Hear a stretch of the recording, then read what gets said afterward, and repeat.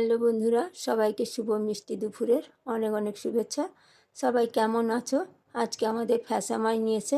আমি মাছটাকে কেটে ভালো করে ধুয়ে নিয়েছি। এখন লবণ হলুদ মাখিয়ে নেবো।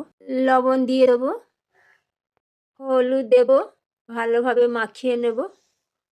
মাছে লবণ হলুদটা ভালোভাবে মাখানো হয়ে গেছে। রান্নাটা করার জন্য আমার যা যা লাগবে আমি এখানটায় নিয়ে নিয়েছি। একটা পেঁয়াজ কুচিয়ে নিয়েছি, একটা টমেটো কুচিয়ে নিয়েছি, দুটো শুকনো লঙ্কা আর তিনটে কাঁচা লঙ্কা বেটেছি, রসুনকে আধা বাটা করে নিয়েছি, সর্ষে আর দুটো কাঁচা লঙ্কা একসাথে বেটেছি। মাছটা আমি ভাজতে বসিয়ে দিয়েছি। ভালোভাবে মাছগুলো ভাজা হয়ে গেছে, এখন তুলে নেব।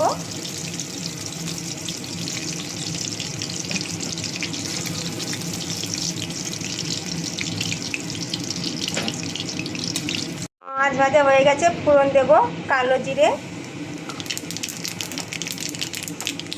পেঁয়াজ দিয়ে দেবো,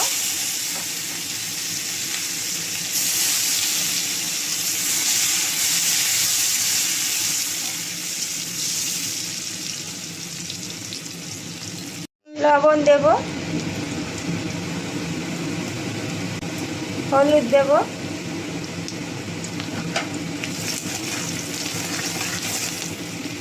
রসুন বাটাটা দিয়ে দেবো,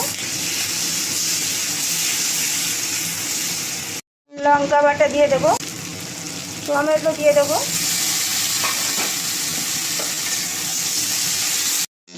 চারটে কাঁচা লঙ্কা দিয়ে দেবো, সর্ষে বাটাটা দিয়ে দেবো।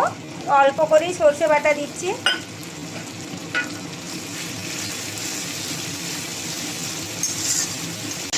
ভালোভাবে সব কিছু কষানো হয়ে গেছে। এখন জল দিয়ে দেবো। বেশি জল দেবো না, এটা মাখা মাখা করবো। ঝোলটা ভালোভাবে ফুটে গেছে, ভেজে রাখা মাছগুলো দিয়ে দেবো।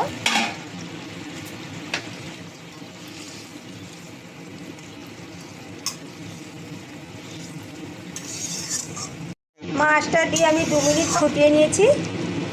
এখন উপর দিয়ে ধনেপাতা দিয়ে দেবো, নামিয়ে নেব।